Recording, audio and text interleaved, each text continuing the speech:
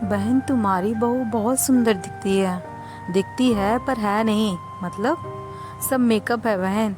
तो क्या हुआ, मेकअप भी तो सबके बस की बात नहीं। बिल्कुल सही कहा तुमने। मुझे तो लीपा पोती बिल्कुल पसंद नहीं। ऐसे सज धज कर मैं रहती तो इसके ससुर जी मुझे सिर पर बैठा के रखते। सही कहा, हमारे ज़माने में तो बिंदी ही काफ़ी हुआ करती थी।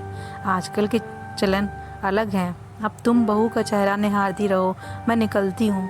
मैं भी साथ चलती हूँ। ये कहाँ मेरे सामने बैठने वाली है। बस नाम की नहीं बल्कि काम की भी मोहनी है। अमन तो घर में घुसते ही मोहनी मोहनी करता रहता है। इस घर में तो जैसे हम लोग फालतू हैं। राधा जी के शब्दों ने मोहनी की मनमोहक मुस्कान छीन ली। सास अपनी सहेली के साथ टहलने चली गई और उसकी आंखों में आंसू छोड़ गई। मोहनी की अरेंज मैरिज थी। शादी के 2 महीने ही हुए थे। मेहमानों का आना जाना लगा रहता था। तभी वह सुबह से ही हल्का श्रृंगार कर लेती। उसके रूप का दीवाना हो रहा पति भी तो उसे ऐसे ही देखना चाहता था। अब नहीं सजेगी। मन में घाव लगा था। अपना ही चेहरा अच्छा नहीं लग रहा था। उदास चेहरे के साथ दरवाज़ा खोला तो अमन को हंसते देखकर थोड़ी राहत मिली। आज उदास हो, मायके की याद आ रही है या मुझसे बोर हो गई हो? मम्मी जी ने अपनी सहेली से मेरी शिकायत की। अच्छा, क्या कहा उन्होंने? मैं सच धज कर आपको मोहित करती हूँ। आप बस मेरे पीछे पीछे रहते हैं और वह तो जैसे फालतू हैं। सुनो, पहली बात तो ये कि ओवर हियर नहीं करना चाहिए। उनके भी खुद के अधिकार हैं। हो सकता है कि आंटी से यही कहकर उन्होंने अच्छा महसूस किया हो। सोचो ना, कोई हमारी बातें सुने तो हमें कैसा लगेगा। मोहनी खामोशी से सुन रही थी। अगली बात यह है कि मेकअप तुम्हारी खुद का मसला है।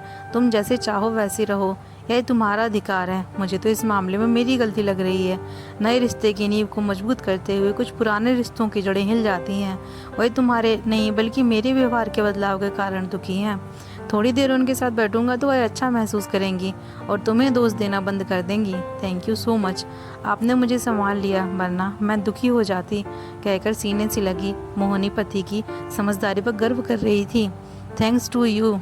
माँ के अकेलेपन की बात कहकर मुझे भी सही राह दिखाई, मोहनी की माँ ने विदा करते हुए कहा था कि हर बात पति को बताने की ज़रूरत नहीं। सास बहू के बीच की छोटी छोटी बातों को नज़रअंदाज करते हुए खुशी से रहना। परंतु उसका चेहरा पारदर्शी था और रिश्ता भी। तभी तो वह पति से छुपा ना सकी।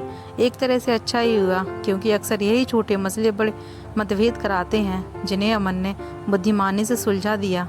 और वह पहले से ही अपनी मोहिनी रूप व अच्छे स्वभाव के कारण पति की प्यारी बनी रही।